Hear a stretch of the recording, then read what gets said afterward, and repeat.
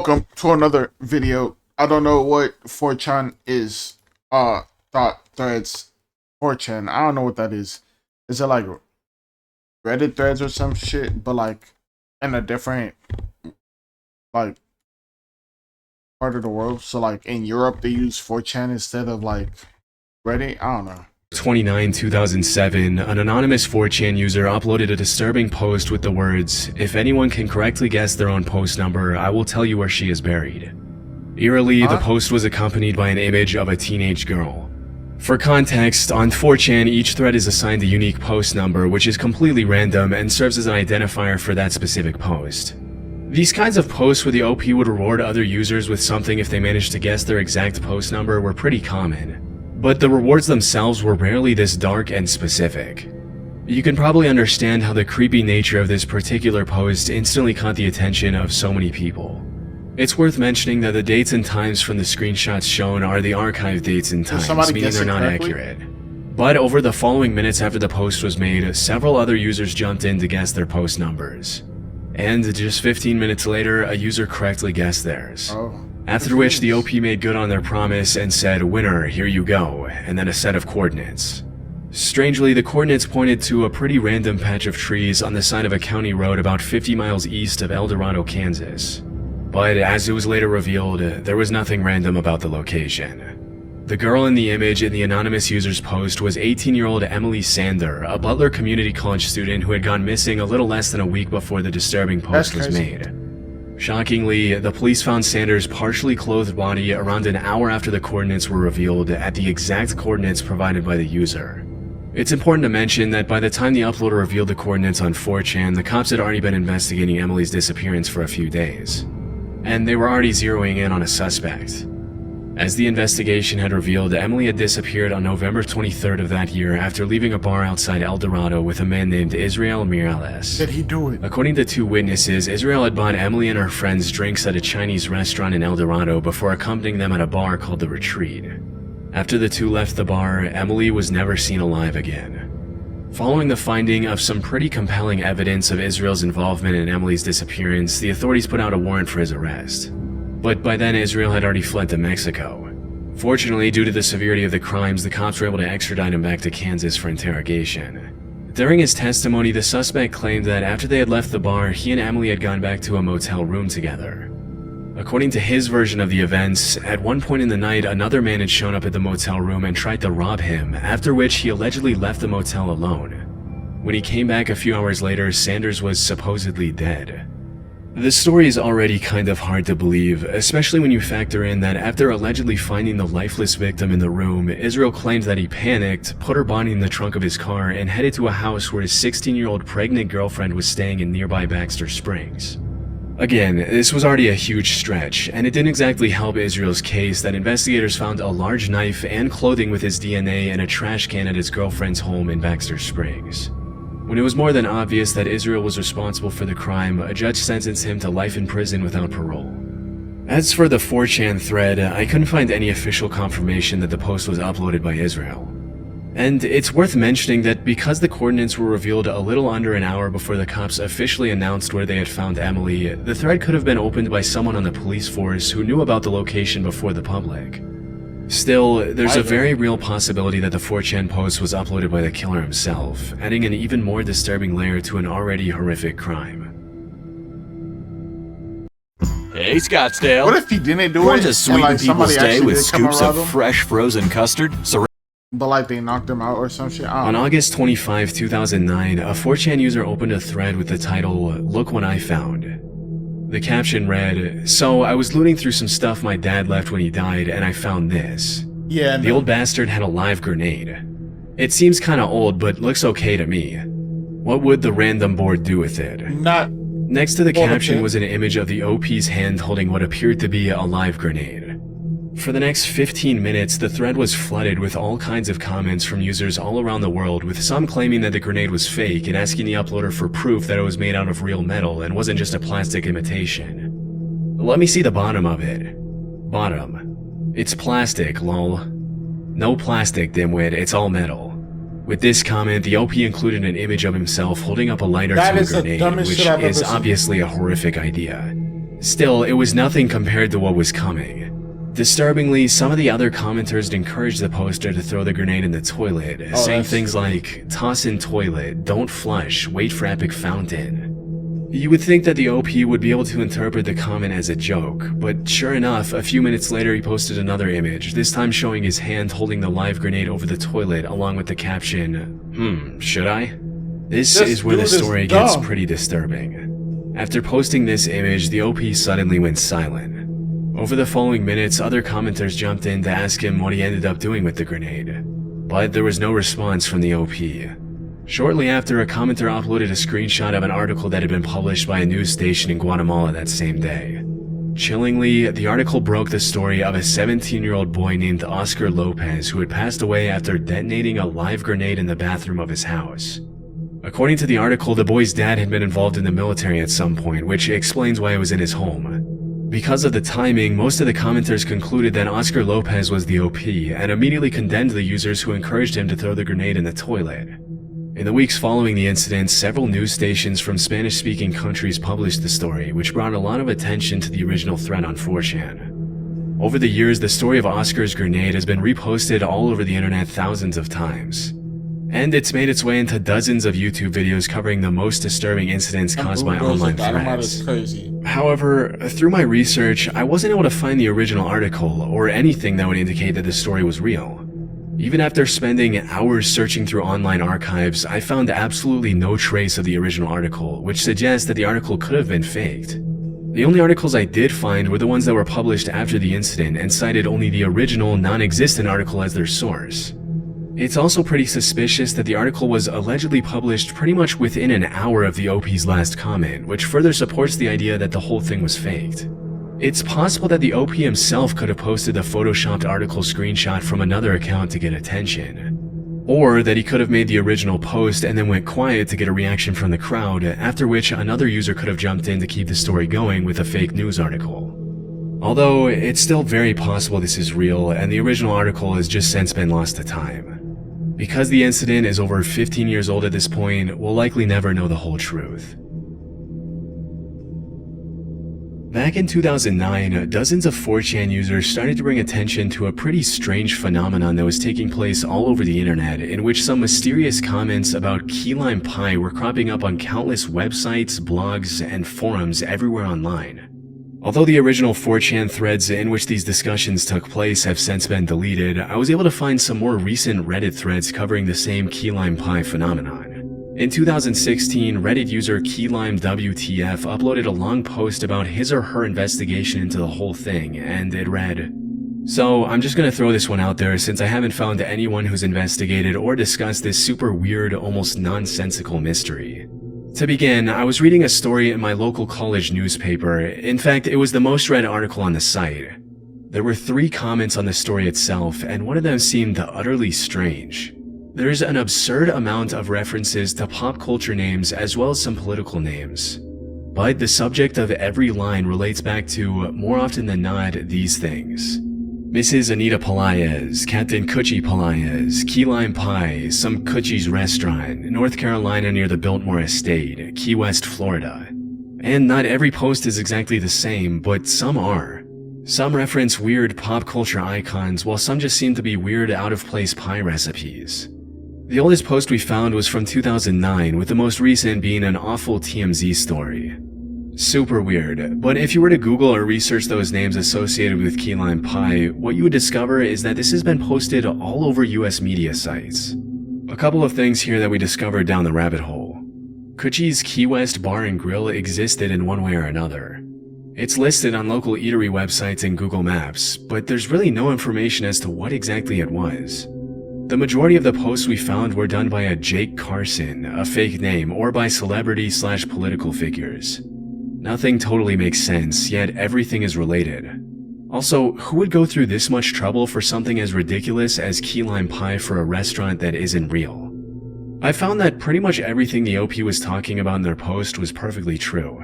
There are indeed thousands upon thousands of strange comments and reviews about Captain Coochie's key lime pies on countless random websites. That's crazy. And a lot of these comments have appeared on sites that have absolutely nothing to do with pie, such as this extremely long and somewhat inappropriate comment that was posted on a memorial site for a woman from San Jose who passed away at 74.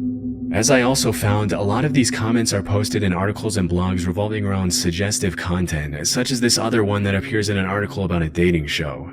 It reads, "That Captain Coochie Pelaez of Cucharidaville over in Asheville, North Carolina sure enough is one wild and crazy guy. All the women are so wild about him and his famous cheeseburgers and key lime pies." But even though these comments are definitely weird, these are just 2 of thousands of accounts that have been created to post these comments everywhere online. As you might have noticed, the phrasing of these rants seem to follow a bit of a pattern. In pretty much all of the comments, almost all the words have been capitalized where they shouldn't be, and the poster always signs off in the same way, with 3 dots after the last word, followed by a fake name. I found that these comments have also been made on random Facebook posts. As you might have guessed, a bunch of people over the years have reached out to these Facebook accounts, and the responses they've gotten have been pretty disturbing, as you can see in this 2016 Reddit thread. The post reads, "I decided to send Coochie Pelaez a message and ask him when the world can know who Captain Coochie is. I didn't expect a reply, but roughly a month later Coochie replied, 'There's just no medicine like an all-natural key lime pie made from scratch.' Plus a bunch of other garbled nonsense about key lime pie. After a little bit of back and forth, the user asked Captain Coochie for the address of the restaurant, and this was the response they got. 'Close your eyes, let your ears listen to the radio. Do you hear my voice? Can you hear your own soul scream? Let me choose. My voice that predicts the future or your tormented reach. What do you choose? You can choose. Your life, your future. As smart as you are, you may have already found out that the radio drama from 75 years ago was the truth. They are on our planet, and they watch and see everything. Don't trust anyone. Don't trust the police. They are already controlled by them." And a few more lines of paranoid ranting. Strangely, the original message was sent in Swedish, which is the Reddit user's native language. What makes this disturbing is that there was nothing on the user's profile indicating that their first language was Swedish, which indicates that Captain Coochie could have stalked the user. And eerily, this wasn't the only time this happened. Whenever people reached out to these accounts to ask for information about the key lime pie phenomenon, they would often receive strange responses with very specific information about their lives that the key lime pie people had no reason to know. The rabbit hole in this mystery goes pretty deep, but some things have been confirmed to be true. For example, as mentioned in the Key Lime WTF's Reddit post, Coochie's Key West Bar and Grill was a real place in Asheville, North Carolina. According to dozens of Reddit users, the original owners were Oswald C. Pelaez, aka Coochie, and his wife Anita Pelaez. But interestingly, even though the random comments and reviews are almost all about pie, the restaurant was actually known for its burgers. Still, despite this information, it's hard to understand where the connection is between the restaurant and the 15-year-long campaign to flood the internet with strange reviews about their key lime pies. Over the years, this has led thousands of people all over the internet to come up with all kinds of theories to explain the phenomenon. The first theory is that all the comments and reviews are coming from a single poster. Technically, this is a possibility. I mean, it's not uncommon for people with extreme obsessive personalities to become fixated on something as random as key lime pie and dedicate years to spreading bizarre content across the internet. However, the sheer volume of posts, accounts, and languages involved makes this kind of hard to believe. If you think about it, this would require the poster to individually open and verify thousands and thousands of sub-accounts, which would require a ton of different email addresses and more time than we can imagine. This is why a lot of people have suggested that all of these comments could be coming from a bot. The fact that all the comments are written in a similar style makes this a possibility, but there's one major caveat here. Over the past couple of decades, Google has really cracked down on bot accounts, making it increasingly difficult for random bots to open accounts and post comments on random blogs and sites. And sure, this could be a pretty advanced bot that's been updated over the years to beat Google's security measures, but there's really very little motive for anyone to take the time to design something like this.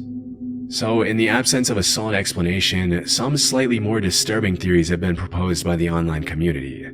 According to one of the most popular ones, these comments could be a coded method of communication for some sort of cult or underground organization with nefarious purposes.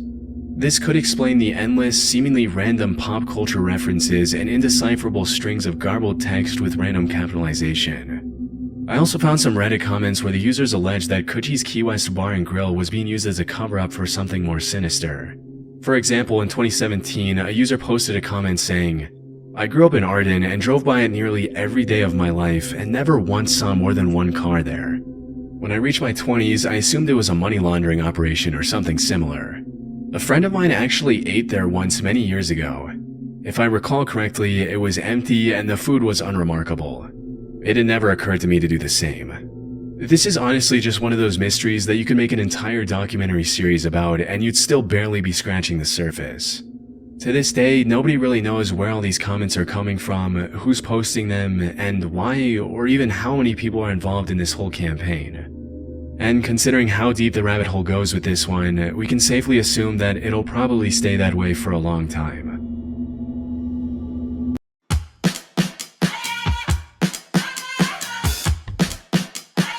I don't know what to say. On Christmas Day 2014, an anonymous 4chan user opened a pretty disturbing thread with the words, "I bought a Wii U, but it was broken, so I opened the Wii U, and this thing was inside. What is this?" Next to the captions, the user uploaded a couple of images of some sort of brown, oval-shaped object inside the console. At first glance, the OP thought it was probably something an animal had left in there. But a few minutes later, he followed up with some images that looked like something straight out of a nightmare. Apparently, the brown object was some sort of spider nest, and as soon as the OP cracked it open, it looked like this. A few minutes later, the poster commented, "At least the spiders are already dead. Whatever happened, it's an egg opened too soon or an egg that never managed to open. I'm not opening that shit. The spiders must have devoured each other to stay alive and eventually grew to max capacity and truly died. The size shows they're adults, but the color shows they literally have no plating or skin."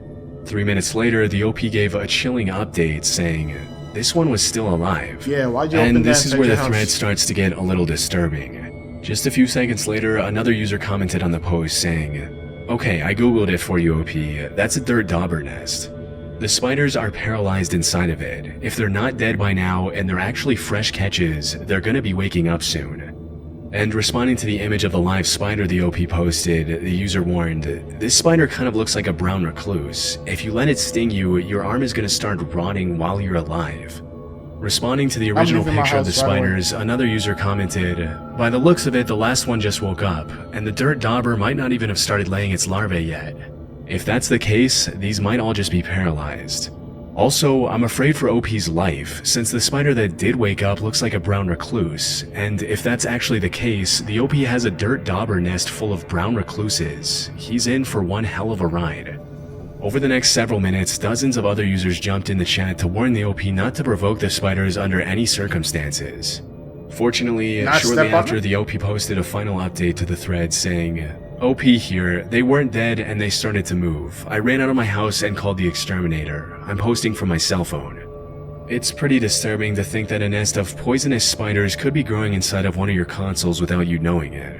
And crazy. According to another commenter, it's actually pretty common for dirt daubers to do this. Thankfully, it looks like the OP was okay.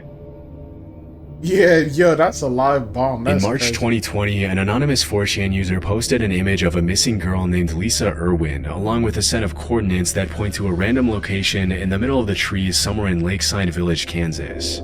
For context, Lisa had gone missing in October 2011 when she was just a 10-month-old baby.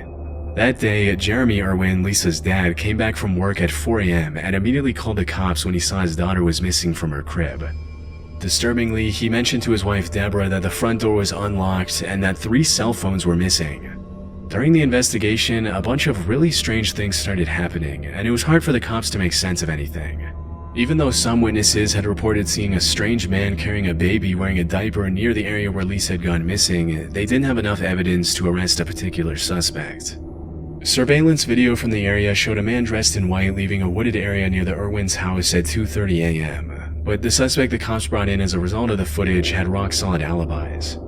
Chillingly, when the cops searched the Irwin's house that same year, dogs picked up the scent of a dead body in Deborah's bedroom. When the authorities confronted her about it, she claimed she didn't initially look for her daughter because she was afraid of what she might find.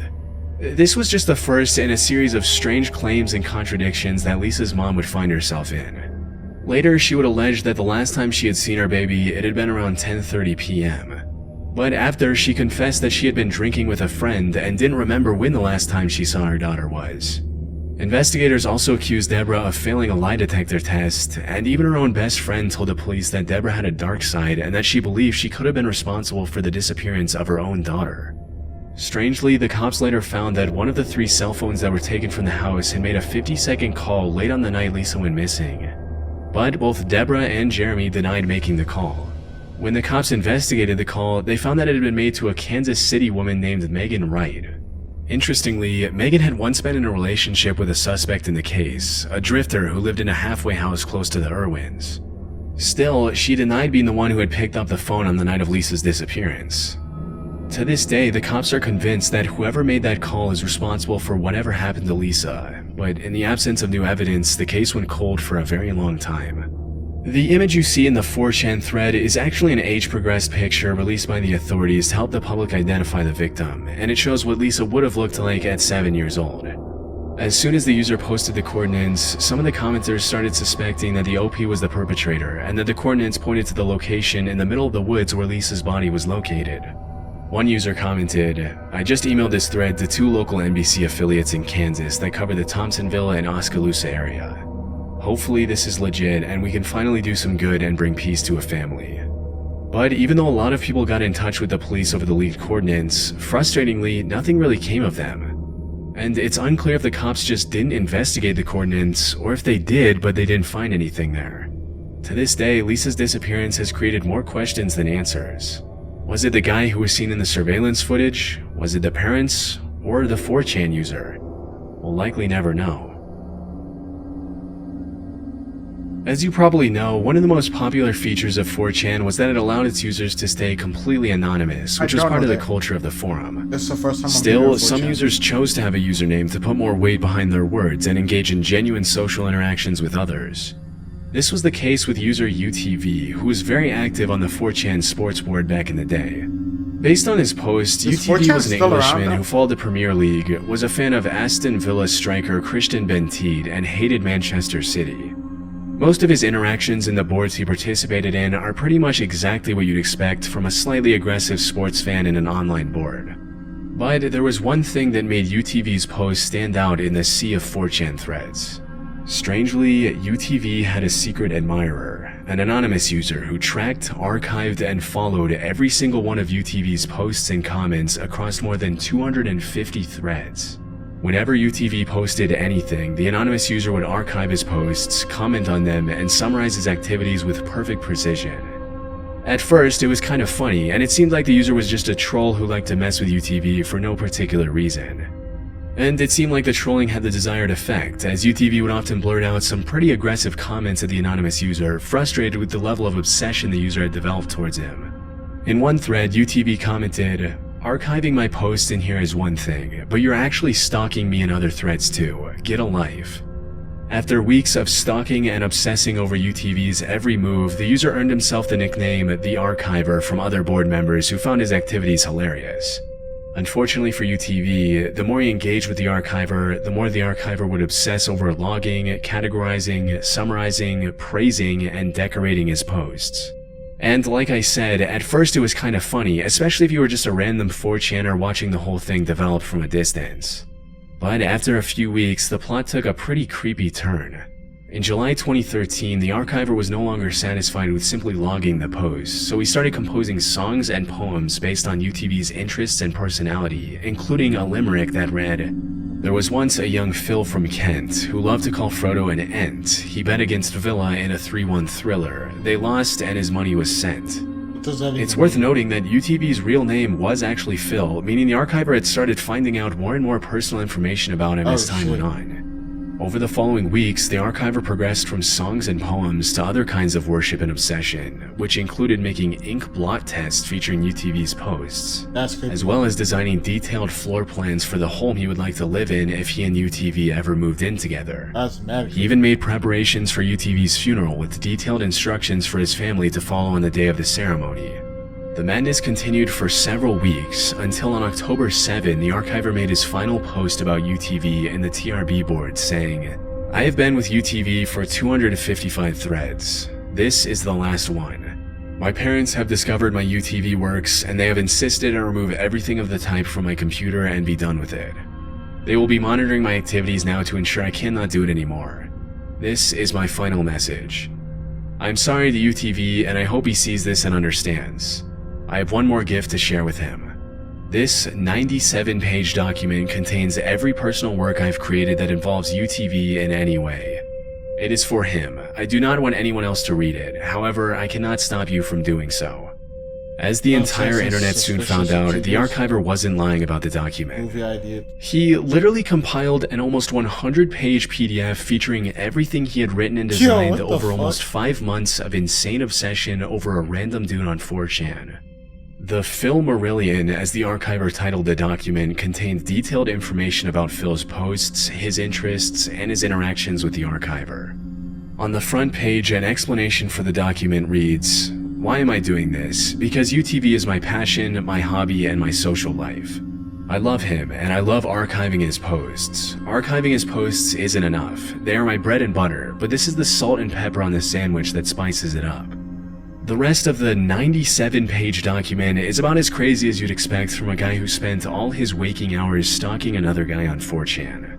It contains detailed stories and fantasies involving the archiver and UTV, a detailed plan to make UTV like him more, pictures of inventions and gadgets the archiver designed using snippets of UTV's posts, an incredibly dark and meticulously planned blueprint to abduct UTV and hold him hostage for £40 million. And so much more stuff that you can't even imagine. This background when the music archiver does not shared help. his masterwork, Phil responded only with a question mark and then vanished forever from 4chan. To this day, the internet still doesn't know what to make of the archiver or his motivations behind obsessing over a stranger to such an insane degree. Some allege mental illness, others think the archiver just genuinely loved Phil. But whatever the case, the PDF served as a wake-up call to be careful who you talk to or give information about yourself online, because you never really know what they're doing with it. Yeah, that's crazy. Yo, the music in the background does not help at all. On the page of monologue, just to get hit with question mark. Nah, that's crazy. That's crazy, bro. I've been stalked or by a woman online, and usually if they generally are obsessed with you, they will go a much further degree than just finding your personal information or harassing you online. Wow. Key lime pie. It's literally just copy paste. Started with one guy, gave over the pie, so people decided to meme it. I was there when the thread was started, and we flooded the cooking boards with it. At the time, most Food Network shows had open forums, so we flooded the boards, key lime pie, but hoping some exec would see the praise for it and get excited, only for the place to be run down. Then it was, hey, let's see if we can revive it, but nothing ever came. Over the years, I assume some keep it up, kind of like the whole "what did you just say?" copy paste. Once again, key lime pie isn't a conspiracy, just trolls being trolls. That's funny. This man will milk anything. That's why I'm not a fan of these videos, since something they're obviously documented, intentionally leaving out the answer to the mystery. Yeah, he did leave that out. If this is true, then that I could believe this. That would be something that internet would do. Post numbers aren't random. This so basic, so wrong in the first 15 seconds of the video equal to the ooh. Association is a type of lorem. I don't know how to say that. If it's some, I don't know. Website you want filter text that clearly sticks out so your Q&A can make sure it doesn't go to production. Sometimes this stuff goes live.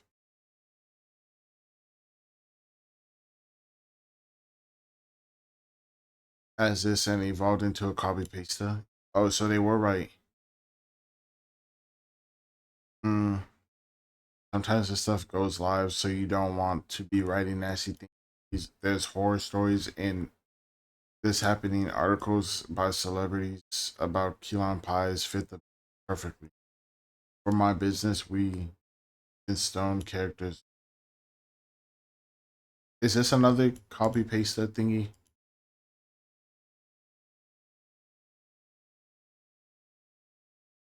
Tell people who you are when you work at a grocery store. Trump supporters. Is he? What the fuck? Okay, very entertaining.